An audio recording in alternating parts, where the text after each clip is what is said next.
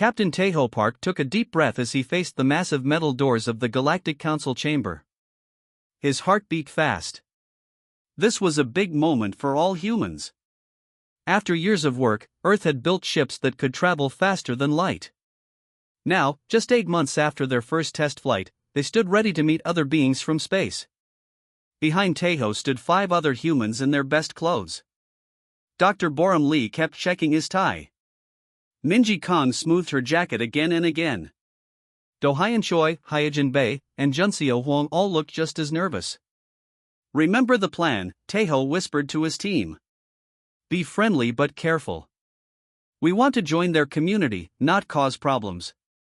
With a low hum, the huge doors slid open. Light poured out from inside.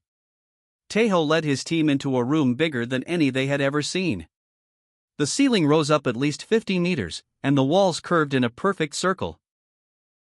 In the center sat a round table with strange chairs made for bodies unlike human ones.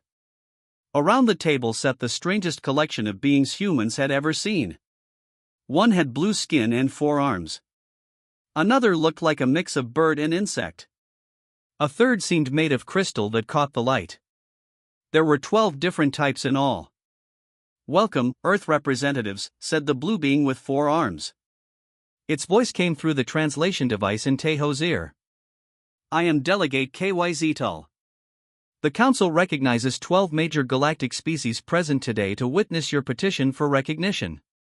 Tejo stepped forward and bowed. We thank you for this honor.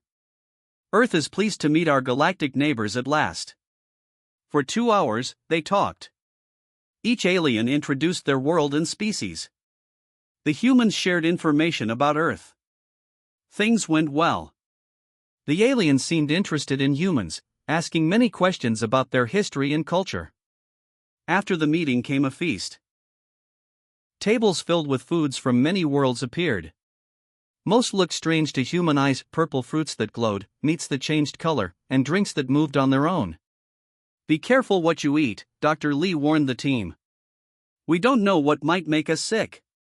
The aliens gave them special food that their tests said humans could eat safely. Tejo reached for a drink in a beautiful cup made of something like crystal. But the cup was lighter than it looked. When he grabbed it, he squeezed too hard. Crack! The cup broke in his hand. My apologies, Tejo said quickly, feeling his cheeks turn red with shame. He felt a sharp pain and saw blood on his palm where a piece had cut him. He pulled out his handkerchief to stop the blood. Dr. Lee turned to him with concern. Let me see that cut, Boram said, reaching for Tejo's hand. Before either human could do anything more, a small green alien with 6 eyes rushed over. This was Vix, one of the medical officers. Please, allow me to assist with proper decontamination protocols, Vix said through the translator. The alien pulled out a small device that looked like a scanner. This may feel cold but will clean the wound and prevent infection. Vix reached out with what looked like a medical tool, moving to touch the small pool of blood on Tejo's palm. The moment contact happened, a horrible sound filled the air, a sizzling noise like meat on a hot pan. Vix let out a high-pitched shriek and pulled back its arm. Where the medical tool had touched Tejo's blood, it was smoking. The end of the tool was melting away. Worse, the alien's skin where blood had splashed was bubbling and dissolving. Medical emergency, shouted another alien. 3 beings rushed to help Vix, who had fallen to the floor, still screaming. Every alien in the room backed away from the humans. Some drew weapons. Others simply stared in horror. What's happening? Hyojin whispered. What did we do? Tejo stood frozen, handkerchief now pressed tightly to his cut. The room had gone from friendly to fearful in seconds. Your blood, said KYZTUL, now standing far back. It burns like acid. How is this possible? I don't understand, Tejo said, looking at his own hand in confusion. It's just normal human blood. Normal? A crystal being flickered with light patterns that the translator rendered as shock. Your body fluid dissolves living tissue. No known sentient species has such a biological weapon. It's not a weapon, Dr. Lee tried to explain. It's just how we are made. Our blood contains iron and iron-based biology, interrupted a tall, thin alien. That explains it. Iron is toxic to most life forms in the galaxy. The room erupted in urgent conversations. Guards moved closer to the humans. Medical teams worked on Vix, who still writhed in pain. In that moment, Tejo realized their simple diplomatic mission had just become much more complicated. Humans weren't just new to the galaxy, they were dangerous by their very nature. 3 days after the disastrous first meeting, Dr. Jinwoo Kim sat in a large white laboratory aboard the Galactic Council's science station. The room looked much like labs on Earth, but with strange machines he had never seen before. 6 human scientists had been brought here to help the aliens understand what had happened. Jinwoo peered through his microscope at a sample of his own blood. On the other side of a clear safety wall, Dr. Trell worked at another station. Dr. Trell looked like a tall, thin human but with gray skin that shimmered slightly. 4 eyes blinked at different times as the alien scientist studied the readings on a glowing screen. I still don't understand why our blood hurts you, Jinwoo said, looking up from his work. We've never had this problem on Earth. Dr. Trell pressed some buttons and a 3D model of a human blood cell appeared in the air between them. Look at this, Dr. Trell said. The alien's voice came through a translator. Your blood cells carry oxygen using a molecule called hemoglobin. This hemoglobin contains iron atoms. The model zoomed in to show the iron atoms glowing red. Yes, that's basic human biology, Jinwoo nodded. Every human has iron in their blood. That's the problem, Dr. Trell explained. Every spacefaring species we've met evolved with copper, silicon, or fluorine to carry oxygen. Iron is toxic to us. Dr. Trell pressed another button. A new model showed what happened when human blood touched alien tissue. The iron atoms seemed to tear through the alien cells. It's the iron content combined with your pH level, Dr. Trell continued, staying well back from the sealed blood sample. Your blood's acidity with iron creates a reaction that breaks down our cellular structures. Jinwoo frowned. But iron is common throughout the universe. How could this be? Common in planets, yes. Rare in biology. Most life evolved to avoid it, Dr. Trell replied. The Council has never encountered a species whose mere bodily fluids could cause such damage to others. On the screen, they watched as a single drop of human blood dissolved alien tissue like acid eating through paper. Is that why they're keeping us isolated? Jinwoo asked. Dr. Trell's skin changed color slightly. Yes. The Council is concerned. Some members want to classify humans as a dangerous species. Across the station, in a large meeting room, Ambassador Minji Khan was learning this firsthand. She sat at a round table facing 7 alien representatives. Unlike the friendly welcome from days ago, now they all sat far back from her. Some wore protective gear. Humans are a clear danger to galactic peace, said a short, stocky alien with thick armor plates covering its body. This was the Dres delegate, head of the security committee. We propose classifying Earth as a biological hazard zone. All human ships would be restricted from approaching other worlds. That's completely unfair, Minji argued. We had no idea our blood could harm you. This isn't a weapon we created. The Dres delegate thumped a heavy fist on the table. Intent doesn't matter. A single human bleeding in a public space could kill dozens of our people. A tall, plant-like being with leaves instead of hair spoke next. What if they learned to use this trait as a weapon? We would be defenseless. That's not who we are, Minji said firmly. We didn't evolve to harm others. This is simply our natural biology. We want to be friends, not threats. The aliens began arguing among themselves. Some wanted to cut off all contact with Earth. Others suggested allowing limited contact with extreme safety measures. The door opened and Dr. Trell entered with Jinwoo close behind. Both wore safety suits to prevent any accidents. I have completed my research, Dr. Trell announced. I would like to present our findings. Dr. Trell showed the same models to the committee that Jinwoo had seen earlier. The alien explained how human blood worked and why it was dangerous.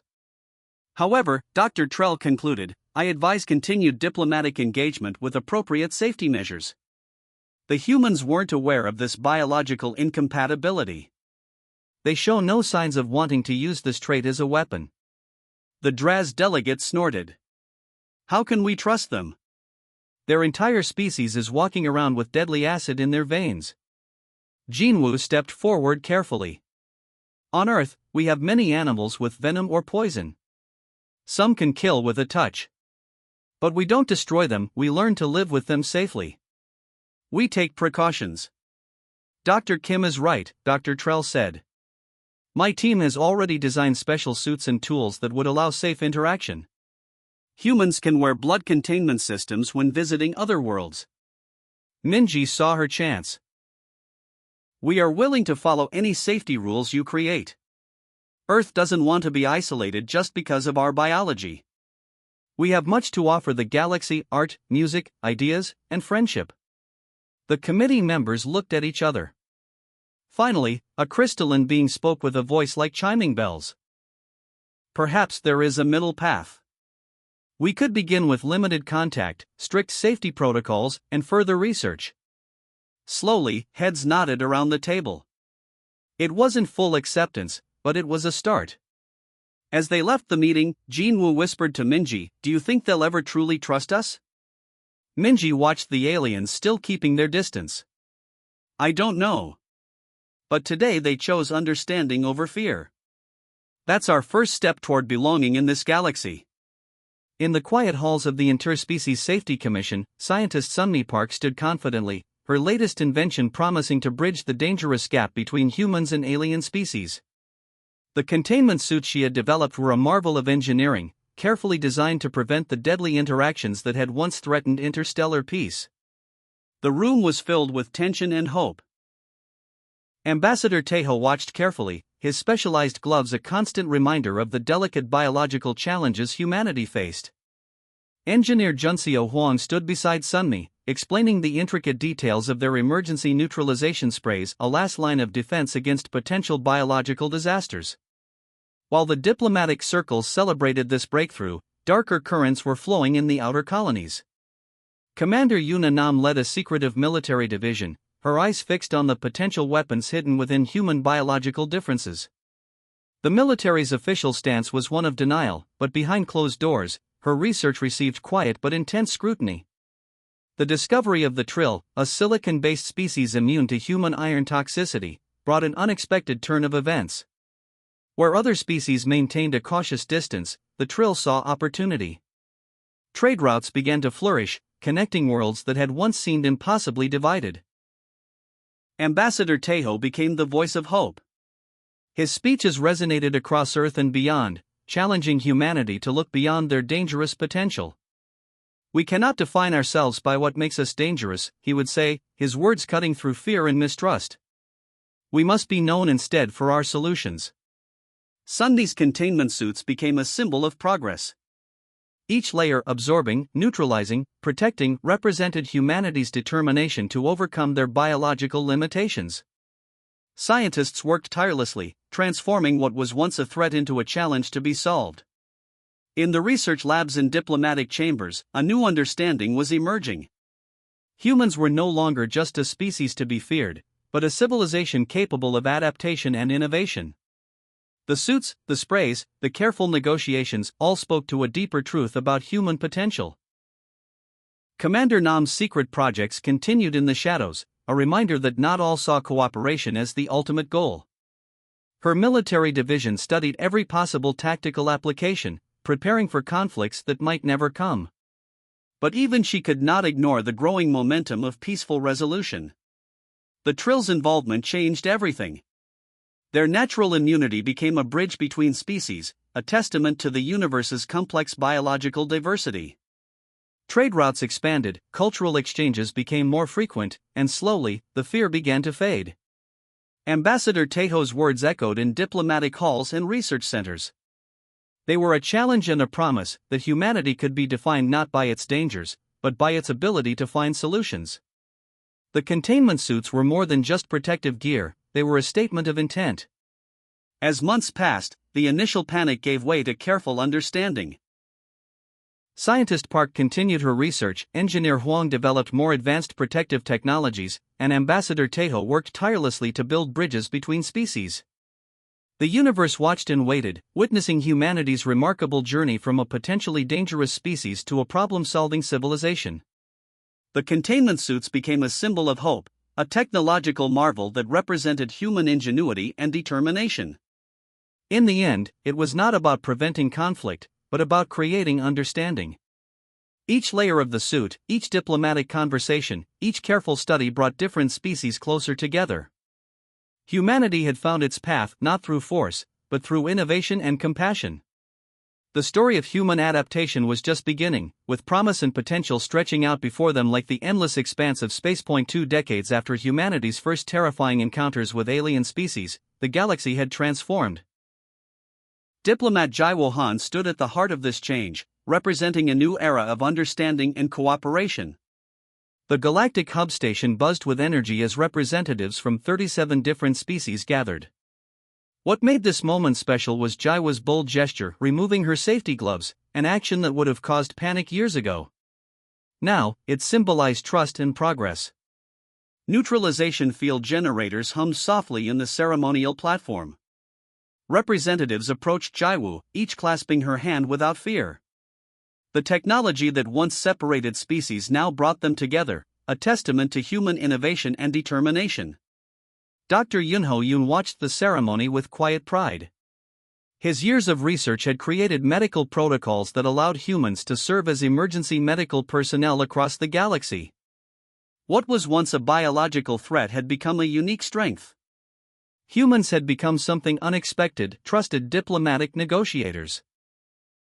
No species wanted to risk conflict when humans were present, making them perfect mediators in complex galactic disputes.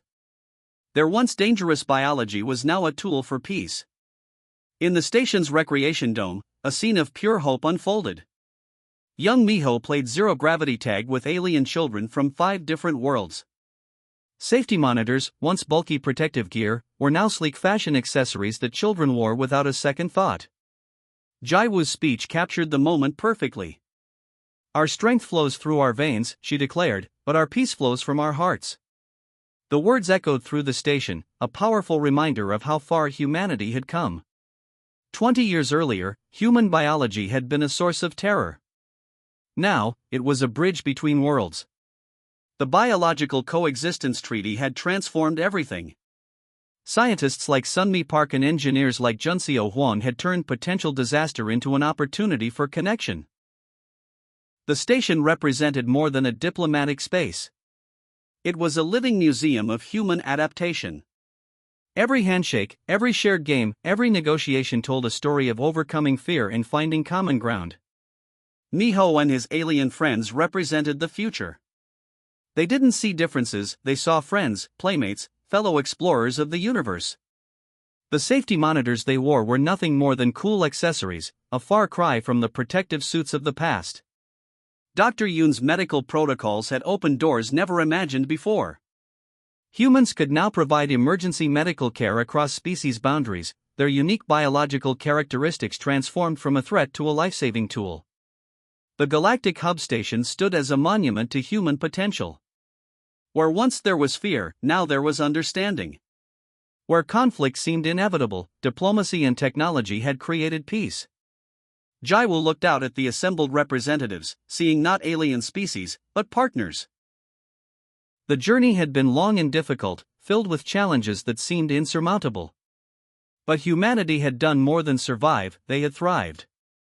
As the ceremony concluded, the station hummed with hope. Humans had found their place in the galaxy not through force or fear, but through innovation, compassion, and an unwavering belief in the possibility of understanding. The story of human adaptation was a story of transformation. From a species feared and isolated to one that brought worlds together, humanity had rewritten its own narrative. And this was just the beginning. In the recreation dome, Miho laughed as he tagged an alien friend, their safety monitors blinking softly. The future looked bright, full of possibility, connection, and shared adventure.